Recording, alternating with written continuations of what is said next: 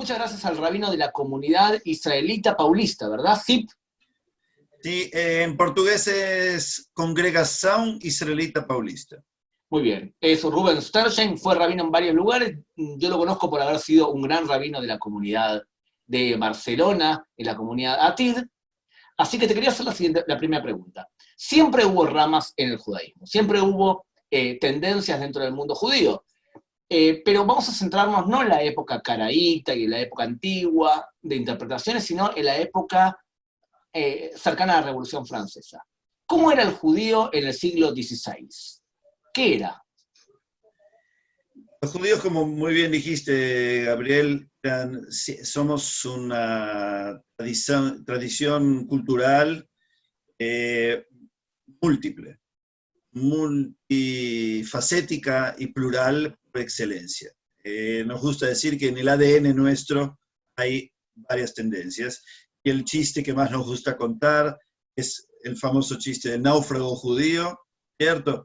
Que está en una isla y lo rescatan después de 10 años y resulta que ahora hay una nueva versión, entre paréntesis, de este chiste. Lo encuentran a él con 4 carpas, 4 tiendas. Y entonces lo rescatan, le preguntan, 4 tiendas para una sola persona, ¿cómo es posible? Le dice, una tienda es mi casa, donde yo vivo. Muy bien, las otras 3 son sinagogas. ¿Por qué tenés 3 sinagogas, una sola persona? La primera es donde yo rezo. La segunda es donde jamás en la vida voy a pisar. Esa es la sinagoga a la cual yo no entro. No estoy de acuerdo con nadie. La tercera es la sinagoga a la cual voy cuando me peleo con los de la primera. Por ejemplo, ese tipo de chiste es típico a los judíos. De vez en cuando les gusta volver a contarlo. Yo en mi propia sinagoga ya lo conté varias veces y todos se ríen de nuevo en la mitad y al final también. Y tiene nuevas versiones y también la frase famosa de que donde hay 2 judíos hay 5 ideas. Es verdad. Eso viene en la Biblia lo vemos, en la época talmúdica lo vemos, en la Edad Media lo vemos. El judaísmo en sí mismo llama a la pluralidad. Esto tal vez porque nosotros creemos la verdad es múltiple en sí mismo. Yo creo que esto nace, la idiosincrasia judaica, no sé si en todos los judíos, pero sí en el judaísmo, en un famoso debate talmúdico en el que sale una voz del cielo, dice el texto, bat kol, sale una voz del cielo que entre paréntesis era femenina, le va a gustar, espero, todos los que nos escuchan, la voz divina es femenina, dice, estas y elu veelu divrei Elohim Chaim, esto significa, estas y estas son las palabras del Dios viviente. Yo entiendo de esto lo siguiente, las dos, a pesar de contradictorias, antagónicas, representan lo divino.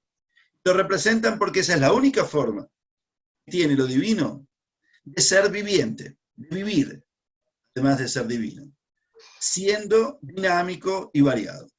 Esa frase tiene 2000 años. Esa frase tiene 2000 años. Pero sigue hasta el día de hoy. Bien, en el siglo más que el 16, vamos a ir directamente ya que hablaste de la Revolución Francesa, porque esa es la clave, ahí es donde nace todo, tal vez. La Revolución Francesa, la emancipación, es un desafío, una propuesta aparentemente nueva para los judíos, para que los judíos salgan. Rubén, un segundito. ¿Estamos de acuerdo entonces, según lo que estás diciendo, que hasta la Revolución Francesa, y por eso te dije el siglo XVI, un judío era judío? No había judíos laicos, habían judíos. Toda persona tenía un nivel alto de religiosidad, ¿estamos de acuerdo? No había identidad civil. Tú eras una mezcla entre una identidad religiosa, una identidad de pueblo, y en pueblo y religión, en el judaísmo tradicional, están fusionados. Y tenías una memoria colectiva y tenías una cantidad de características. ¿Eso es así? Sí, lo que pasa es que decir que todos eran religiosos y que todos vivían de la misma forma no es preciso. Nosotros hoy podemos, como vivimos en una sociedad mucho más secular, mucho más civil, bien los judíos, entonces puede parecernos que todos ellos se parezcan mucho más entre sí. Pero para ellos, en su contexto, no es así. Y había judíos que eran más racionalistas y había judíos que eran más místicos. Y dentro de la mística había unos que eran más cabalistas y otros que eran místicos de otro tipo, jasídicos, por ejemplo. Y así sucesivamente. Y dentro de los racionalistas había algunos que iban más con la filosofía y otros que iban más con el Talmud. Entonces, y había interpretaciones muy, muy, muy diferentes de la halajá, de la ley judía, cómo se aplica la ley. Entonces, esa divergencia y esa diversidad es de siempre, siempre. Como vos nos situás en la emancipación, el pasaje, yo insisto, en el siglo XVIII, no en el siglo XVI, que ahí es donde está la Revolución Francesa y el momento en el que se inician las líneas, lo que nos interesan en esta entrevista, las líneas modernas. Son ahí, es en ese momento. Hasta ese momento, si un día me convidas a otra entrevista, puedo mostrar cómo en la época de Abraham, un judío, ya de verdad había más de una idea. Y en la época de Moshe, y en la época de las 12 tribus, y en la época de los reinos, y en la Edad Media, en todas las épocas es fascinante ver la pluralidad judía. Pero vamos a ir a tu pregunta, porque si no te voy a contar otro chiste. Si no. Después me lo debes. Primera cosa, entonces, viene la emancipación y hablamos de un movimiento que dice que el ser humano es racional, que el poder no está imbuido, el gobernante imbuido por Dios, sino que el ser humano tiene derechos inalienables por el hecho mismo de ser humano, y una elevación de la razón. ¿Cuáles fueron las respuestas de los judíos? ¿Cuál fue la primera respuesta de los judíos? Los judíos contestaron, tal vez al mismo tiempo, de tres formas. La primera era miedo, cerrarse. Surgieron los judíos que hoy llamamos de ultraortodoxos. Hebreo, Haredim, los que van vestidos de negro.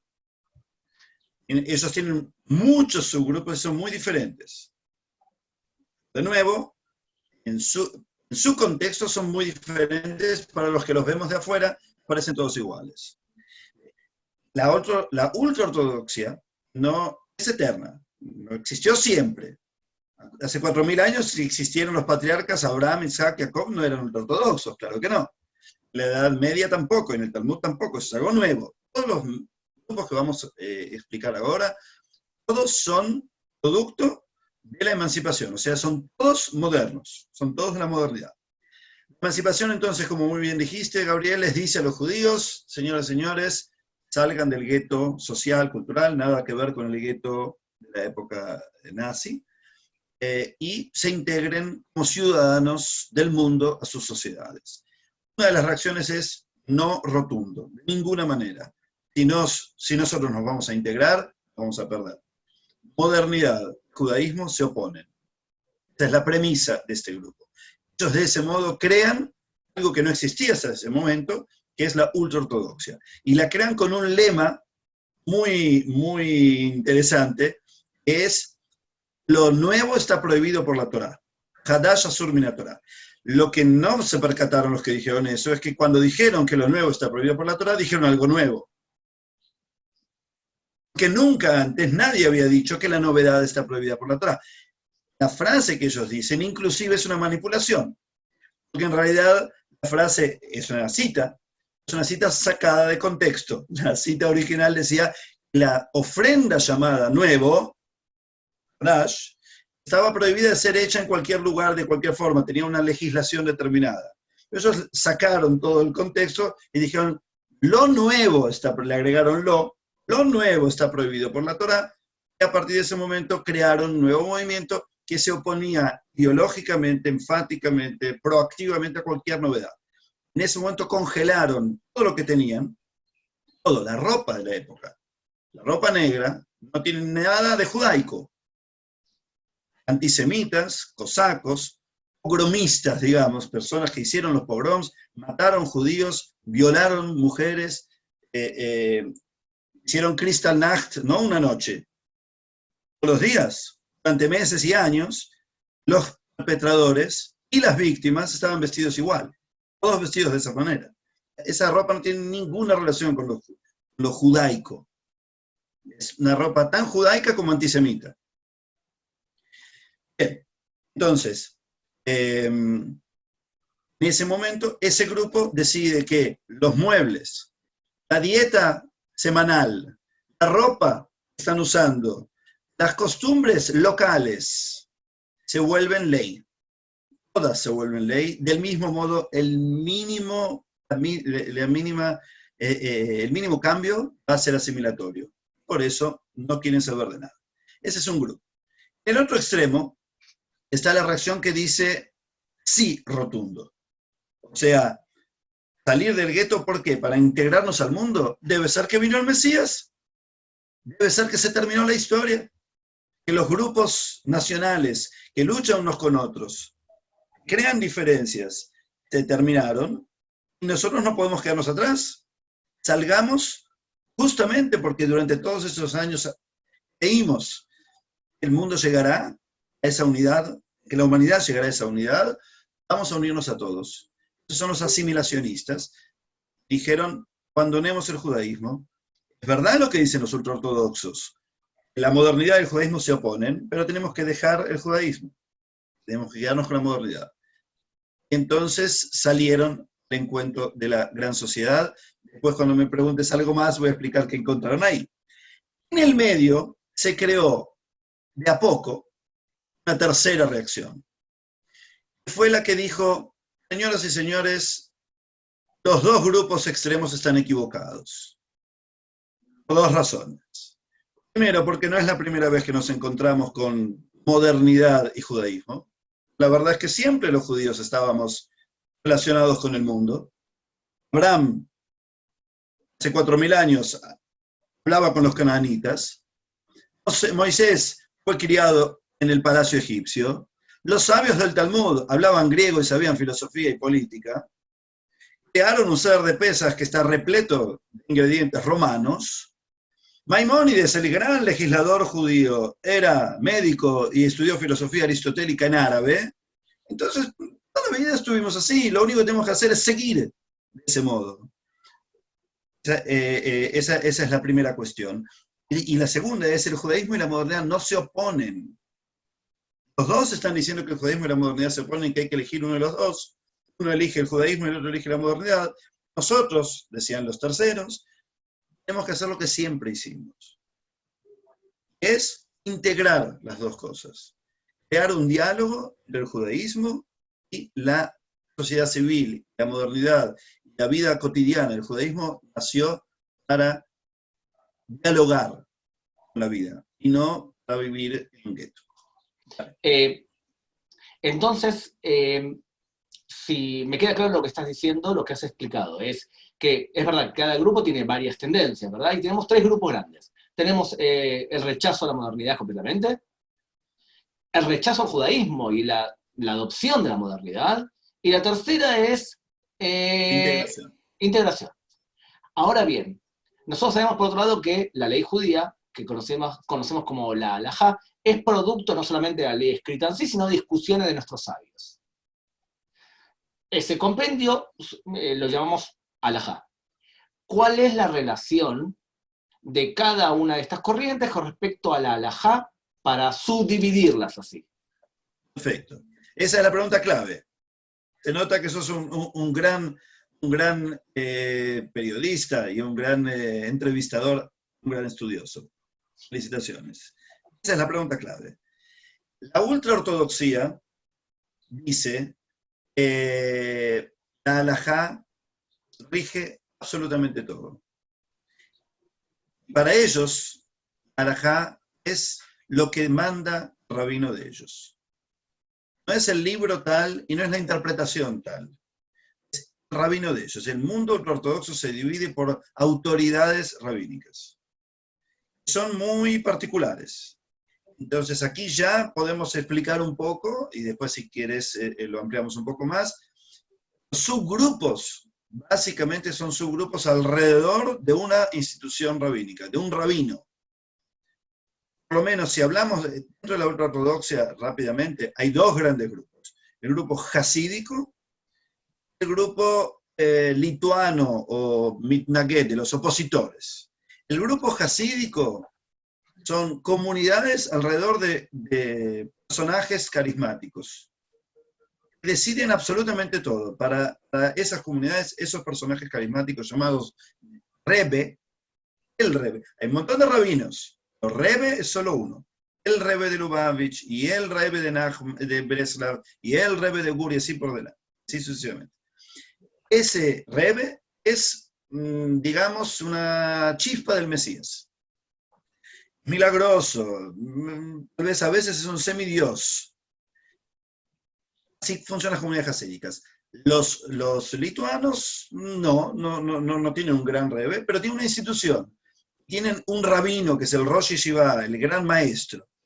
En todos esos casos, todos los de negro, todos los ultraortodoxos, tienen, resumiendo, una persona que marca la ley. Le preguntan a él, ¿se puede esto o no se puede el otro? Y él decide y se acabó. Todo. Decide si van a votar en Israel o no, si van a trabajar de tal o cual cosa, si van a comprar tal o cual casa, si van a comer tal o cual queso, y si van a ir o no al ejército. Todo lo decide ese personaje. Y para ellos, lo que dice ese personaje es la Torá. Eso nos vamos a encontrar en el mundo ortodoxo con cosas contradictorias que son dichas en nombre de la Torá. Ahí alguien va a decir, la Torá manda votar, y otro va a decir, la Torá manda no votar. Para ellos todo es Torá. Obviamente nada de eso está escrito en la Torá. La Torá son 5 libros que tienen 3.500 años. No dicen nada ni del ejército, ni de una marca, ni del queso, ni de votar en Israel. Los asimilacionistas no querían saber nada con el judaísmo, así que no tienen nada con la halajá. Ellos querían encontrarse con el mundo, 2 palabras para explicar qué pasó con ellos. Algunos consiguieron asimilarse y no sabemos más nada de ellos. Los otros son casos como Herzl, como Dreyfus. Esos son judíos cuyos padres en principio quisieron asimilarse y dejarlo todo, y cuando ellos avanzaron en sus carreras civiles, encontraron con que el mundo no era una humanidad. Continuaba apuntando a los grupos nacionales. Por eso, el capitán judío Dreyfus lo culparon de una traición que él no hizo. La verdadera culpa era ser judío. Ahí el otro judío, nieto, judíos asimilacionistas, dijo, un momentito, el país de la libertad, igualdad y fraternidad está culpando a alguien solamente porque es judío, están gritando muerte a los judíos traidores, yo también soy judío. Y ahí empezó a pensar que ese sueño de unirse a una gran humanidad que no tenía grupos nacionales, no era posible, por lo menos en ese momento. Y eso tuvo su propio derrotero, digamos, su propia evolución.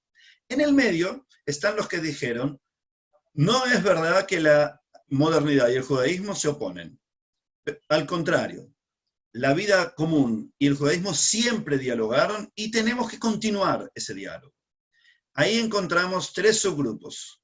Los neoortodoxos, que son los ortodoxos modernos, ortodoxos que van vestidos normalmente, que sirven en el ejército en Israel, que pagan los impuestos, que estudian cualquier tipo de carrera, estudian en la universidad. Lo que pasa es que generalmente no estudian en la universidad judaísmo. El judaísmo lo estudian en sus yeshivot. Tu pregunta, para ellos, la halajá sale principalmente de un libro. Ellos saben que existe un montón de interpretaciones en la halajá. Ellos no van a ir a un rabino, ellos van a ir a un libro principalmente. Ese libro se llama Shulchan Aruch, fue escrito en el siglo XVI, la ciudad del norte de Israel que se llama Tzfat, Safed, un gran estudioso crítico de la halajá, pero él lo resumió todo en un libro. Yosef Karo. Exactamente, Yosef Karo. Para ellos ese es el mainstream, a todos ese es el mainstream. Ellos van con lo que dice ahí en general. Los conservadores, con otro grupo, dicen, nosotros también somos un movimiento halágico, nosotros la halajá es la que define la ley judaica, pero no le damos al Shulchan Aruch la última palabra, y la única palabra. ¿Por qué? Porque la halajá es algo dinámico, que se encuentra en un montón de libros, hay un montón de de sentencias rabínicas sobre la ley judía, sobre qué hacer delante de una cosa o de otra, de épocas diferentes, de autores diferentes. No tenemos por qué solamente ver lo que dice la halajá. Entonces, para los conservadores, ¿cuál es la ley? El estudio de la halajá. Si tú quieres cambiar algo, si de repente surge una tensión entre un valor moderno, por ejemplo, el lugar Fumar. de la mujer, Fumar. fumar, el lugar de la mujer en la liturgia, cómo analizar la eutanasia. Vamos a hacer, el ultraortodoxo le va a preguntar a su rabino. El neoortodoxo le va a fijar en Shulchan Aruch. El conservador va a hacer doctorado sobre el asunto. Va a mirar todas las preguntas y respuestas sobre ese tema que hubo. Y en función de eso va a decidir. Muchas veces se acusa a los conservadores de que ellos van a buscar algo determinado en su investigación, como todos los investigadores.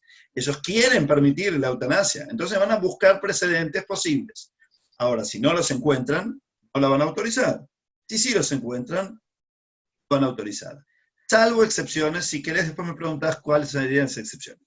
Los reformistas, que son el tercer grupo dentro de estos tres que están en el medio, dicen, nosotros le damos a la halajá, la ley judía, a todas las fuentes, sea el rabino ortodoxo, sea el Shulchan Aruch, o sea, todo el estudio halágico que hacen los conservadores, a todo eso, nosotros le damos una voz y un voto en nuestras decisiones. Pero no le damos el veto. ¿Por qué? Porque el judaísmo no es solamente halajá, dice el reformista. El judaísmo es también Haggadah. ¿Qué es la Haggadah? Son un montón de textos, muchos más que la halajá, que hablan sobre lo demás. No hablan de rituales, no hablan de puede, no puede. Hablan de ética, hablan de política, hablan de filosofía, hablan de teología, hablan de sociología. Esas partes del judaísmo son tan más importantes que los textos permiten o prohíben. Entonces el reformista dice, cuando yo tengo que tomar una decisión sobre eutanasia, sobre género, sobre drogas, sobre lo que sea, yo tengo que ir a las fuentes judías en general, alágicas y no alágicas, y tengo que ir también a las fuentes no judaicas. ¿Por qué a las fuentes no judaicas? Porque, primero, siempre el judaísmo estuvo en contacto con el afuera. Segundo, porque las fuentes no judaicas son las que van a ayudarme a aplicar el judaísmo. Por ejemplo, yo tengo que decidir qué piensa el judaísmo sobre la homosexualidad. ¿Quién sabe qué es un homosexual? ¿Un libro del siglo XVI? ¿Tiene media línea sobre eso? ¿La Torá? ¿Tiene un cuarto de línea sobre eso? Tengo que preguntarle a la medicina, por ejemplo, si el homosexual elige o no elige su género. Tengo que preguntarle a la psicología, cómo funciona eso. Porque para la propia halajá, la elección es la clave. Entonces, saber si la persona elige o no elige es clave. Incluso para poder aplicar la halajá. Entonces el reformista dice, para poder aplicar las fuentes judaicas, incluidas las halágicas, necesito de medicina y de psicología en este caso. Necesito de fuentes no judaicas. ¿Ok? Entonces, esa es básicamente la cuestión. El ultraortodoxo le pregunta al rabino, el neoortodoxo lee el Shulchan Aruch, el conservador hace un doctorado en todas las preguntas y respuestas que encuentre, y el reformista dice, todo eso es una parte y faltan todas las otras fuentes judaicas y las fuentes no judaicas. Muy bien. Cuando una persona entra a una sinagoga y quiere en 5 minutos darse cuenta a qué corriente pertenece a donde estoy entrando, ¿cómo lo diferencias rápidamente? Bien. Si ve a todo el mundo vestido de negro, está en una sinagoga ultraortodoxa. Si querés, después te doy ahí detalles para saber qué tipo de ultraortodoxa. No, pero por ejemplo, en una sinagoga ortodoxa no vas a ver rezando mujeres y hombres juntos. ¿Por qué no rezan juntos? Por eso, ahí vamos a ver. Si están todos vestidos de negro, es ultraortodoxa. Si están vestidos normalmente, pero están separados los hombres y las mujeres, está en una sinagoga neo-ortodoxa. Si están vestidos todos más o menos, si están vestidos normalmente, están sentados juntos, entonces la sinagoga ya puede ser conservadora o reformista. Ahora, ¿cómo distinguir si es conservador o reformista? Ahí ya es más difícil en el rito. Generalmente en el conservador vas a encontrar un poco más de hebreo, y en el reformista vas a encontrar un poco más del idioma del lugar. Pero eso está cambiando. También es difícil decir dónde vas a encontrar más instrumentos musicales, por ejemplo. ¿Dónde vas a encontrar más instrumentos musicales? Generalmente más en el reformismo. Cuanto más liberal, más música. Pero es relativo. Hay subgrupos también entre los reformistas. Hay reformistas más místicos, reformistas que van a bailar también más, y conservadores. Ahí es más sutil el asunto. ¿Dónde vas a encontrar micrófonos? En Israel solamente en la sinagoga reformista, en la conservadora no. Fuera de Israel en las dos. Reformistas y conservadores. Otra cosa, ¿dónde vas a encontrar rabinas mujeres? Bueno, hoy en día podés llegar a encontrar rabinas mujeres también en la neo-ortodoxia, pero todavía tienen grandísimas dificultades para ser aceptadas, para ser reconocidas incluso. Como máximo van a decir que son estudiosas, pero para reconocerlas como rabinas, contratarlas como rabinas ya va a ser muy, muy difícil. Son muy, muy, muy, muy pocas. Existen algunas instituciones, en Estados Unidos tal vez, que van a tener una rabina mujer enseñando generalmente, no conduciendo una comunidad. Entonces, rabinas conservadoras hay muchas, y rabinas reformistas hay tantas o más que rabinos reformistas. Lo mismo con, por ejemplo, cantores y cantoras, ¿no? Hazanit, la cantora mujer, cuanto más liberal, más posibilidades.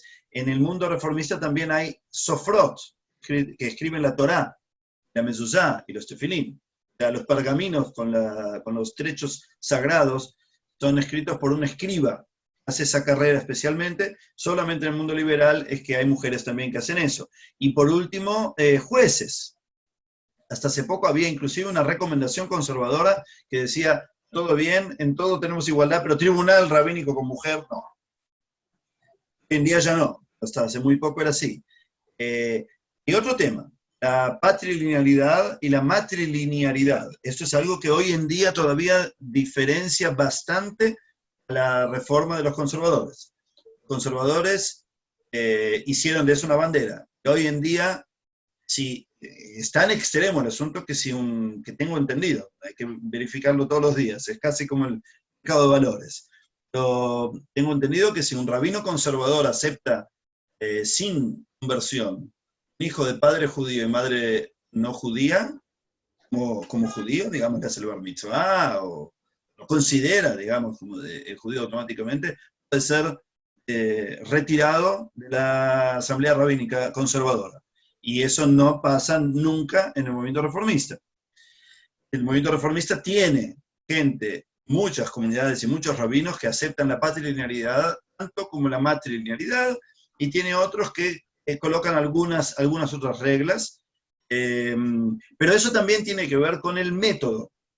En el movimiento conservador, la autoridad de la asamblea rabínica es mucho más fuerte que en el movimiento reformista. No por una cuestión política, sino por una cuestión ideológica. El movimiento reformista cree que el rabino tiene más autonomía que lo que cree el movimiento conservador de su rabino. Inclusive, el movimiento reformista le da autonomía al individuo, no solamente al rabino. Entonces, está la asamblea rabínica, está el rabino de la comunidad, está el individuo. Y en la reforma clásica, quien decide es el individuo. Para terminar, dime un dilema que me lo dejaste picando en la mitad de la entrevista, un dilema moderno, crucial, importante, que las tres tendencias importantes, o las cuatro, como las quieras llamar, te van a dar una respuesta especialmente diferente. Yo creo que en este caso el mejor sería la cuestión de género. La identidad de género. Está saliendo más el portugués. La elección de género, digamos, o la tendencia de género. Delante de eso, el ultraortodoxo va a decir, yo le pregunto a mi rabino, preguntarle al rabino tal o cual cómo toma su decisión. Si la toma leyendo el Shulchan Aruch, si la toma en función de sus propios valores, no sabemos. Pero la mayoría de rabinos rechazan la homosexualidad como Sí. algo aceptado, ¿verdad? Sí. ¿La homosexualidad femenina No, también? la mayoría de rabinos ultraortodoxos, estás diciendo. Claro, eso. Sí, claro. Pero la Ahora, homosexualidad femenina también. Sí, igualmente. A pesar de que encontrarían, el que quisiera, podría encontrar la salida de que todo lo que se dice sobre Mishkav Zahar, que es la relación homosexual masculina. Se refiere inclusive específicamente a la penetración, y no a ninguna otra cosa. Entonces ahí algunas líneas literalistas que van a querer quedarse en el sentido literal de tal o cual palabra, pero al mismo tiempo les gustaría ser un poco más condescendientes y un poco más abiertos, se van a apoyar en el hecho de que solamente se refiere a eso y todo lo demás lo permitiría. Pero de todos modos, en términos generales, ahí podemos aplicar la dinámica que preguntaste. El ultraortodoxo le va a preguntar a su rabino y lo que el rabino va a decir es ley. Para todos. Si alguien no va a cumplir, lo va a hacer a escondidas y no lo va a declarar nunca a nadie. En la neortodoxia, en general van a ir al Shulchan Aruch. El Shulchan Aruch no es muy amplio y no es muy sofisticado en este tipo de respuestas. A pesar de que Yosef Karo sí era. Merece una ¿cómo se decía? Romper una baza, una cosa así en un buen español. En fin, merece un crédito. Porque él, en otro libro que escribió, tiene mucha investigación. Los conservadores, en general, van a querer incorporarlo. Porque los conservadores viven inmersos en el mundo moderno. Entonces, lo que van a hacer ellos es ir a buscar en los textos halágicos de todos los tiempos algún precedente. Ahora, si no encuentran el precedente, van a estar en un problema enorme. Si encuentran el precedente de todo fenómeno, van a salir a bailar el hora. ¿Y encuentran precedentes? Entonces, ¿qué pasa? A veces se lo pueden encontrar, a veces no. Depende de dónde investigaron. Muchas veces la crítica al conservador espera un momento. ¿A ustedes les interesa la verdad? ¿Les interesa la erudición? Muy importante eso. Porque, ¿qué hacemos, por ejemplo, si ellos no encuentran el precedente y le dicen a una persona, entonces no podés subir a la Torá? 1 año, 2 años, 5 años, 20 años, 30 años, 50 años, de repente, un tipo investigó en un lugar donde nadie había investigado, encontró una nueva interpretación, descubrió el precedente. ¿Para qué hacemos? ¿Pedimos perdón por los 50 años que lo despreciamos al tipo? Algunos conservadores van a decir, ese es el problema de nuestro sistema. Otros van a decir, no le pedimos perdón, porque mientras no encontrábamos la respuesta, esa es la respuesta. O sea, no te interesa la verdad, te interesa el método. La respuesta estaba ahí, el problema era que no la encontraste. Estaba en la biblioteca del Vaticano, por ejemplo. Vos no lo habías leído, problema tuyo, ¿no? El método es ese. En fin, esa es parte del método conservador. El reformista va a decir, nosotros consultamos las fuentes que tenemos, la erudición nuestra es muy importante, pero los valores y el espíritu de la ley es tan importante o más. ¿Por qué? Porque quien escribió esas fuentes también se basó en el espíritu de la ley. También se basó en la medicina y en la psicología de la época. Porque si no, no hubiera sido un rabino, no hubiera sido un sabio. Hubiera sido un obtuso. Entonces, nosotros tenemos que hacer lo mismo hoy en día. El reformista entonces no va a tener problema si encontró o no encontró el precedente. Él va a consultar las fuentes alágicas, fuentes no alágicas, va a consultar médicos, va a consultar psicólogos, va a conversar con personas que están en esa situación. De todo eso va a tomar su decisión. ¿Quién va a tomar su decisión? La asamblea rabínica va a tomar una decisión general, con criterios. Cada rabino en su comunidad va a tomar su decisión junto con su comité. Cada individuo va a tomar su decisión y va a ser legitimada. ¿Por qué? Porque el movimiento reformista cree profundamente la autonomía, el buen criterio del individuo. Algunos les van a decir al reformista, pero entonces cada uno hace lo que quiere. Bueno, acaba de decir una cosa muy linda, que cada uno decide lo que... Pero eso significa que es un circo esto. ¿Y dónde está el pueblo? ¿Dónde está la tradición? El reformista contesta. Primero, la tradición fue siempre así. Esa es la tradición.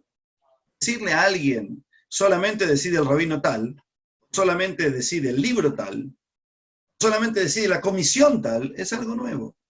Eso no es tradición judía. Eso es nuevo. Es una reactividad de la emancipación. Nosotros los reformistas somos los más tradicionales, que mantenemos la tradición como era. O sea, amplia, diversa, discutible. Segundo, el individuo igualmente siempre, a escondidas o abiertamente, va a hacer lo que él cree. Va a hacer lo que él cree. Entonces mejor, démosle esa legitimidad para que lo haga, y que lo haga bien, que lo haga después de estudiar. Por esas dos razones el reformista continúa diciendo, el individuo tiene que ser instruido, tiene que ser empoderado a tomar su decisión en forma autónoma. Si la persona, con esto termino, si la persona es honesta, si la persona es estudiosa, tiene amor por lo que está haciendo, respeto, lo que va a hacer está bien. Somos 14 millones de judíos en el mundo. Me queda claro que dentro de Israel, la mayoría de personas en Israel o es o neortodoxa o es ortodoxa. Los grupos reformistas y conservadores son relativamente pequeños en este país. Pero ¿cuál es la situación en el mundo? Primero que a mí me gustaría corregir eso, de la parte de Israel. Me gustaría corregir la realidad, pero...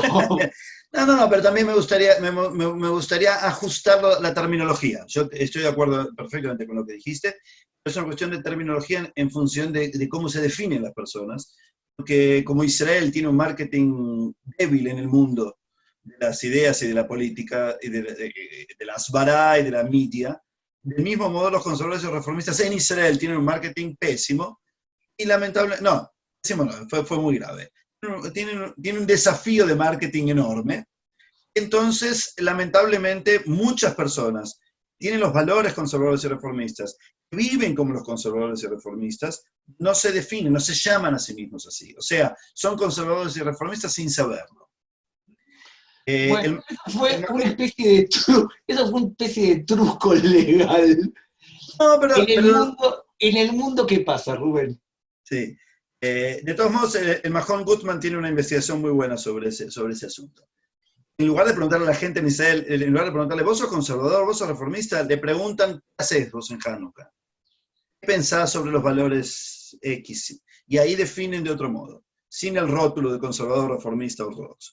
Ok, el mundo se divide de la siguiente forma. Somos 14 millones de judíos. Exacto. Bien. La mayoría absoluta lamentablemente no está afiliada a nada. Nadie sabe, tal vez Sergio de la Pérgola es el único que sabe quiénes son, dónde están. Te acordarás que en Barcelona, por ejemplo, hablaban de que hay tal vez 10 millones. ¿Qué vamos a hacer? Pero en las dos comunidades principales, Madrid y Barcelona, había un mailing list de 600 familias. Entonces, ¿dónde están esos otros? Pero lo mismo pasa en Estados Unidos, en Francia, en Rusia, en Inglaterra, en Argentina y en Brasil. Entonces, la amplia mayoría, yo diría 60% más o menos, o 55%, no sabemos ni quiénes son ni dónde están. Entonces, no los podemos definir ni como ortodoxos, conservadores, reformistas, nada. Como seculares en vías de asimilación. Bien. El otro, digamos, si somos generosos, el otro 50% que queda, están afiliados, están en las instituciones. La afiliación mayor del mundo es reformista. Pero a veces, dependiendo del año y dependiendo de la pregunta, dependiendo quién es la institución que hace la investigación, puede ser que haya conservadores que sean un poco más. Pero nadie me duda de que está entre esos dos grupos.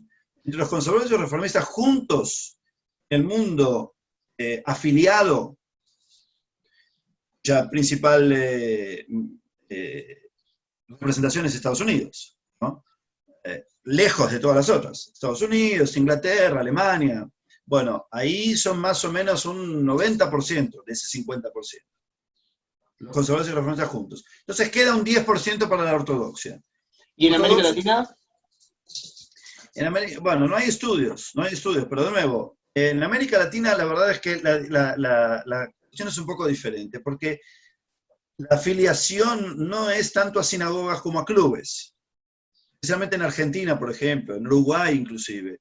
La gente se afilia a sinagogas, como en el mundo anglosajón. Mucho menos. Yo me acuerdo que hace mucho tiempo hice un estudio que decía, bueno, ¿dónde se encuentra la mayor cantidad de los judíos al mismo tiempo, si uno quiere ir a verlos? En cada país, en cada ciudad, y es muy interesante eso. En muchos lugares es en la noche de Yom Kippur. Al final de Yom Kippur vas a todas las sinagogas y encontrás quiénes son los judíos afiliados. En Inglaterra no es así. En Inglaterra la mayor cantidad de judíos se encuentran al mismo tiempo en el proyecto Limud. Es una feria de estudios judaicos. Empezó haciendo 3 días, después una semana, ahora creo que están en 2 o 3 semanas. Y hay cursos y cursos y cursos, ahí está todo el mundo. En Kippur algunos van. Y en Latinoamérica, ¿dónde encontrás a la mayoría de los judíos al mismo tiempo? ¿En un evento? ¿Yom Ha'atzmaut? Domingo en el country. Domingo en el country, en la pileta o jugando al tenis, ahí es donde vas a encontrar a los judíos. Entonces es más difícil saber cuál es la afiliación de esas personas. Obviamente no son ortodoxos, aunque lo digan. El ortodoxo no hace eso. No es ultraortodoxo y no es ortodoxo moderno. Que la mayoría de ellos van el sábado, van y vienen y viajan y vuelven y no van a la tefilá. Entonces, ¿cómo es la afiliación ahí? Ya es más difícil. En términos generales, la mayoría en todo el mundo, incluido Israel, la mayoría es secular. El otro 50%, cerca del 90%, 85% son conservadores o reformistas, y queda un 10 o 15% de ortodoxos. Los ortodoxos es algo que hay que estudiar, porque durante mucho tiempo la mayoría de los ortodoxos eran neortodoxos. Los ultraortodoxos eran pocos. Y hoy en día parece que esas proporciones dentro de la ortodoxia cambió. La ultraortodoxia creció, la neortodoxia disminuyó. Si mirás los partidos políticos en Israel, vas a dar cuenta de algo parecido. ¿Sí? Shas y lo que era Agudat Israel, ¿cómo se llama? Israel y Yaduta Torá. Tienen 15 diputados juntos y Yamina, que es la neortodoxia, tendría 7 diputados. Pero ten en cuenta que mucha gente que es neortodoxa vota al Likud, que es un partido conservador también. Cierto. Muy bien. Señoras y señores, si tienen más preguntas para Rubén, pueden escribirla abajo en los comentarios de Facebook o de YouTube, y en futuras sesiones bombardearemos al rabino de la congregación israelita paulista de la CIP, de Brasil, de San Pablo, con más preguntas. Rubén, muchas gracias. Gracias a vos, Gabriel. Te felicito por el Atzad Sheni. El propio nombre justamente habla de lo que estábamos diciendo. Siempre hay un Tzad Sheni, siempre hay una otra cara. La verdad, tiene muchísimas caras y eso es lo que la hace fascinante. El judaísmo abrazó eso toda la vida. Yo espero que podamos continuar discutiendo y mostrando la pluralidad de ideas. Eso es lo que nos va a enriquecer y va a hacer que nuestro paso por el mundo sea más significativo y más encantador. Gracias, gracias.